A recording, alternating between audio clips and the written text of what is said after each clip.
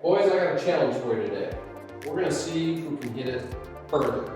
But really, further, I'm like, you're not gonna hit it further than me, but maybe like between you two guys, but more importantly, like your own personal best. And then let's get your dad involved in this too. And I'll be involved in it, the four of us. Let's hit and see what we can do for our personal best. So maybe like you two against each other. How much difference in age between the two of you? A year and a half. You're a year and a half older than you. Okay? Your dad and I are pretty close to the same age, so we'll compete, you guys compete. We'll see if we can get our own personal best. But here's the other thing that we could look at is pound for pound, right? Obviously, you're not going to hit it as far as you did, but let's take your distance that you hit it, divide it by how much you actually weigh, and figure out how far I would have to hit it with my own weight. Okay? We'll see who hits it actually furthest pound for pound. Okay, so we wrote to Guinness World Record and said, what's the longest hitter pound for pound? They said, nah, we don't have that stat. So we're going to create that stat right now. And if you think you can beat it, see what you can do. All right, let's see what we can do. Not the contact. Not the contact. So why is that not going to go as far? Tell the audience why that ball's not going to go as far. Do you think it's because you didn't swing as hard? No, I did, but it hit the top of the club and it popped up and it hit solid. So what you're saying is that how far you hit it is dependent on where you hit it on the face. Here we go. Just so that you know, you are approximately 70 miles per hour slower with your club head speed than you run. Okay? So what are some ways that you can get some more club head speed? Let me ask you this question. Do you think that if your muscles were tight, squeezing it and flexed your arms, do you think that would create more speed or less speed? Less speed, because if you're holding your hands looser, you can have a whip. You can whip it hard. I love that. That's perfect. Where'd you get that from, Everett? That's perfect. You're exactly right. But Stop again, with your hands. So I can tell him he needs to do that. Mhm. But how? Wow. Wow. Yeah, that's the big question. All right, well, let's loosen it up and create that whip. Come on, baby. Okay, so why didn't that one go as far? Because it hit on the toe. Well, hold on a second. Let's find out.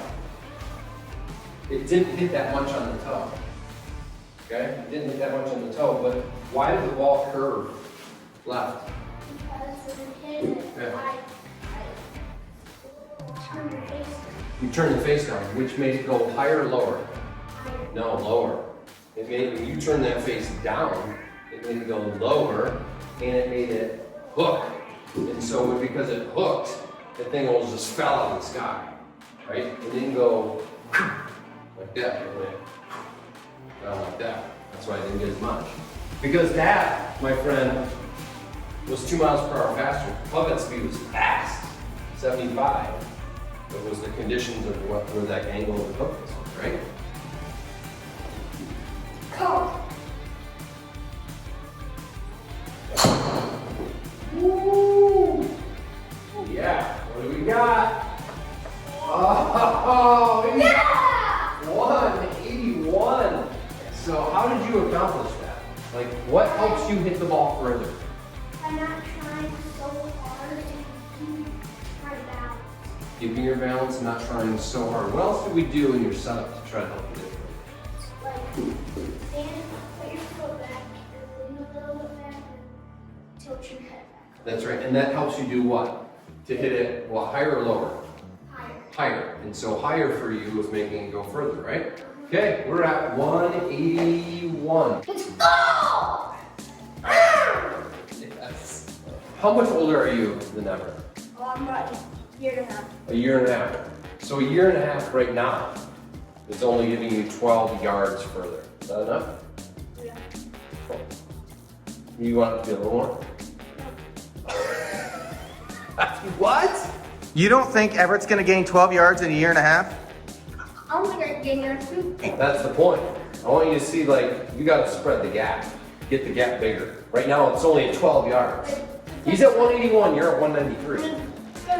Give me a round. That's Oh, you're tipping. Well, correct, for sure. All right. No, you're right. You're exactly right. Okay. All right, so here we go. Let's see. Emerson, Let's figure out how you're gonna get some more distance. See. Almost a little Kyle Berkshire right there. Ooh, that one was basic, pretty good. 183. Let's look at some things.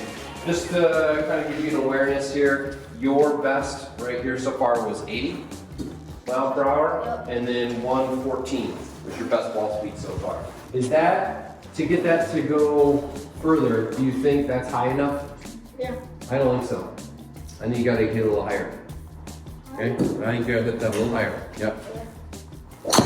Oh, man, it's just hooked a little bit on you. It sounded like you hit it pretty good. And today's all about speed, right? So we're kind of forgetting about control a little bit. However, with that being the case, what do we find out? The fade for you, did that spin more or spin less? It spun more. And then because of that, did it go further or shorter? Short. Shorter. So for you, hitting it further usually is because of your draw, right? Oh, I like that one. I like that one. What do you got? What do you got? What do you got? Oh! You tied it. You tied it. Okay, so what were you doing? And then what did we do a little differently to make you hit it more further? So, but lately I've been opening the club face more, and then now I'm just trying to close the club face down. Right, so you're trying to get this club face closed down a little bit more. What else did you do with your body? Like you were kind of like just turning, which is good. What else, what other element did we add in there to get a little bit more power? I replaced some say like right here, like at the top. Yeah, we got you to kind of move off the ball and turn, and then move back into it. Like, kind of like, who's the guy's name? Kyle Berkshire, right? What does he do? What's up? Imitate Kyle Berkshire for me. What's going on with that? Why does he do that? Just gotta get more momentum. Momentum. That's exactly right. Exactly.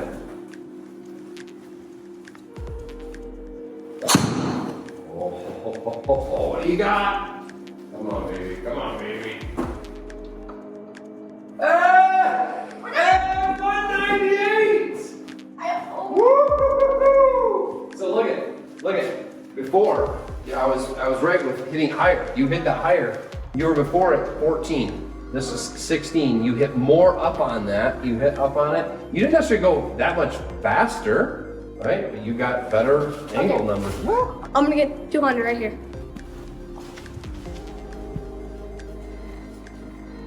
Oh, what do you got? What do you got? What do you got?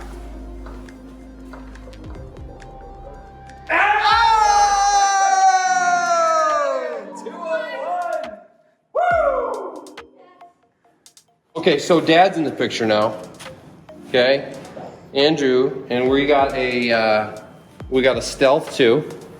Okay, we got the weight set to more of a fade bias. Okay, we've got the hazardous 6.0 60-gram shaft. It's a fade bias so that I can release the club head. Okay. I'm trying a new stance that Jeff was talking about today. So this is not my normal swing, but this is for some more leverage and speed. What Jeff was talking about is having more of a closed stance like you would in a baseball swing, so that you can just sit into it. It's like if you were gonna chop a tree down, you would really try to feel that pressure into your thighs, and then you would release like a chain of events. So you'd step into the tree, release your waist, and then crack the tree. Oh, I like it. So that closed stance kind of helps us feel like we're doing that. I'm not worried about trying to hit this on line at all. I'm just trying to hit it hard in the center of the face. So I'm gonna do like Emerson was doing, moving off the ball and then into it. Oh, there we go. Check that out. Yeah, way Check back. that out. So, look at this. I know that you're capable when you're warmed up and you're loosened up and trying to hit hard of having this close to like 116, 17, 18. Okay, so imagine if you did that and you get these numbers, what that's going to do. So I'm gonna focus on not hitting the ball. I'm just gonna focus on trying to clip, barely touch the ground with speed. That's right.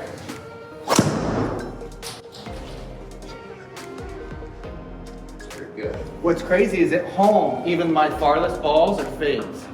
They're like these squeezed fades. Interesting. That would be ideal.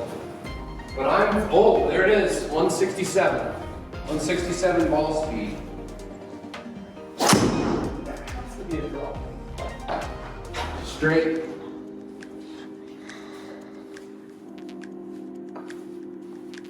Okay. I'll tell you what I did, what my feel was. Okay. It was I was not just flinging my shoulders from the inside, but lower to the ground. Okay. Because I feel like I'm losing, my momentum is up here. Yep. So I'm feeling my shoulders are lower. Got it. Not flatter, but just sitting down closer to my feet. Help you come more from the inside. Yeah.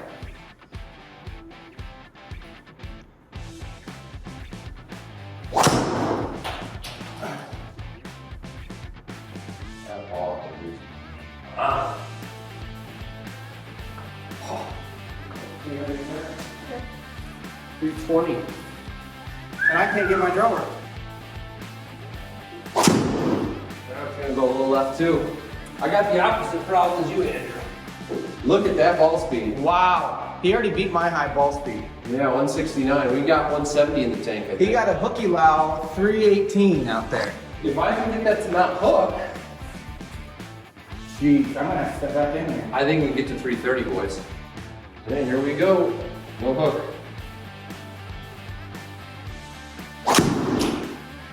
Oh, it's hooking still. We're not there yet. Emerson, be my coach for a minute. What do I need to do to make sure it's not hooking so much? Let's look at that. It's closing a little bit too much, isn't it? Uh-huh. Okay, what's something I could do? Don't hook it. So does that mean my face has to be a little bit more open? Yeah. Okay, here we go. I'm warmed up. I'm ready to go. Hey, Emerson, What? this can be over 170. Okay, it better be. It's for you, Kyle Berkshire.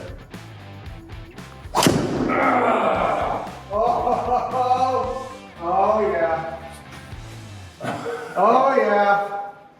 Oh, 300. Oh, shoot. Oh! 322. And 170. My ball speed. Hey!